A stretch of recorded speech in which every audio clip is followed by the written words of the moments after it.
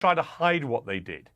They made no secret it. of their delight, their joy, their pride in what they were doing. Some of them rang family members back in Gaza to boast about what they'd just done, to old women, to children.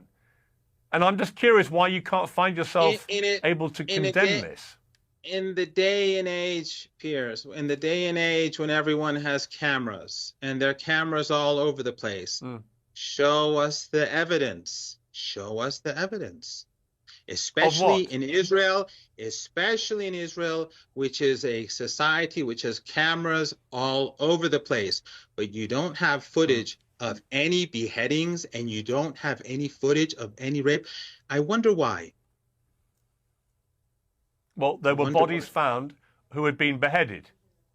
That is a fact. So, okay, show them these bodies that have been beheaded. Show them on your show. Show those pictures.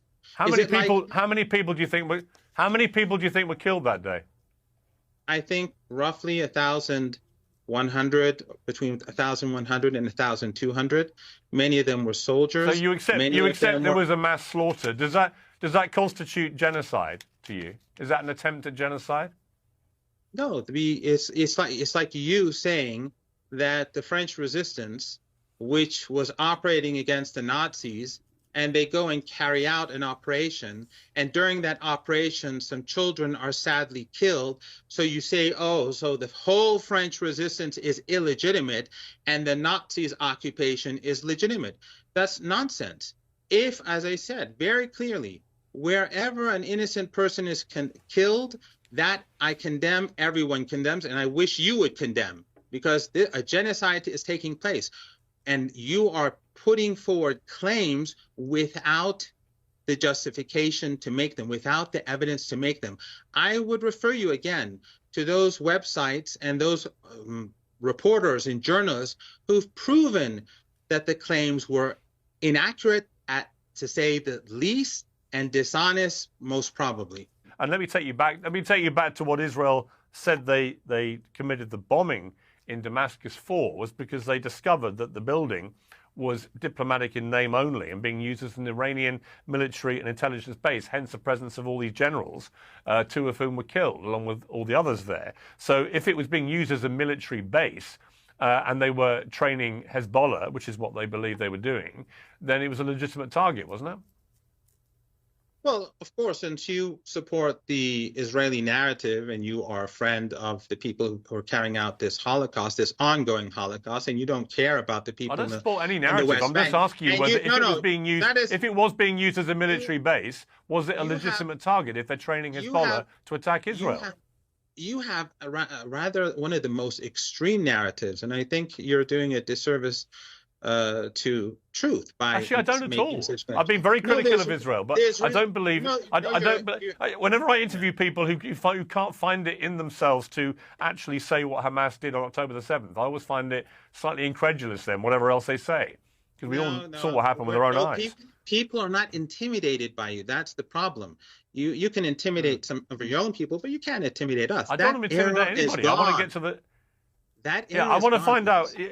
I'm just fascinated. Okay, let me ask you this. Let me ask Professor, I'm not trying to intimidate. That is a diplomatic. No, you don't ask the questions. Just like the ask the questions.